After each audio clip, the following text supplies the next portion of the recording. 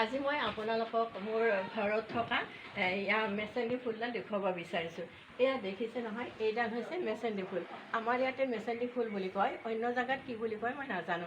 চাওক কিমান ধুনীয়া ফুলডাল, দেখিছে নহয়, ইমান ধুনীয়াকৈ ফুলি আছে আৰু খুব ভাল লাগে। আচলতে ফুল যিহেতু মই খুব ভাল পাওঁ আৰু এইদৰে ফুলি থাকিলে খুব ধুনীয়া দেখি। মোৰ ঘৰৰ চাৰিওফালে এইদৰে ফুল ফুলি আছে, বহুত ভাল লাগে। আৰু এয়া মোৰ পাৰিজাত ফুল, দেখিছে নহয়, এয়া পাৰিজাত ফুল। আচলতে এই পাৰিজাত ফুলডাল যেতিয়া মানে খৰালি হ'ব তেতিয়া অলপ ফুলে, আৰু যেতিয়া বাৰিষা হ'ব তেতিয়া গোটেইখিনি জকমকীয়া হৈ ফুলি উঠে। এতিয়া গোটেইখিনি ফুলি উঠিব, কেইদিনমান পিছত সম্পূৰ্ণ ফুলিব, তেতিয়া আৰু দেখিবলৈ বেছি ধুনীয়া লাগে। এতিয়া বৰ্তমান এটা ফুল ফুলিছে, কিন্তু ইয়াৰ পিছত কালিলৈকে আকৌ কেইটামান ফুলিব। ইয়াতে যিহেতু কৰ আছে, কালিলৈকে কেইটামান ফুলিব। পাৰিজাত ফুলবোৰ দেখিবলৈ ধুনীয়া আৰু পাতবোৰো বৰ ধুনীয়া, দেখিছে নহয়, কলৰ পাতৰ নিচিনা ডাঙৰ ডাঙৰ পাত হয়, খুব মৰম লাগে। আচলতে সিদিনা মই ফেচবুকত পাইছিলোঁ, ভূপেন শৰ্মা ডাঙৰীয়াদেৱে কৈছিলে যে আচলতে ফুল যদি ঘৰত থাকে লক্ষ্মী থাকে বুলি কয়।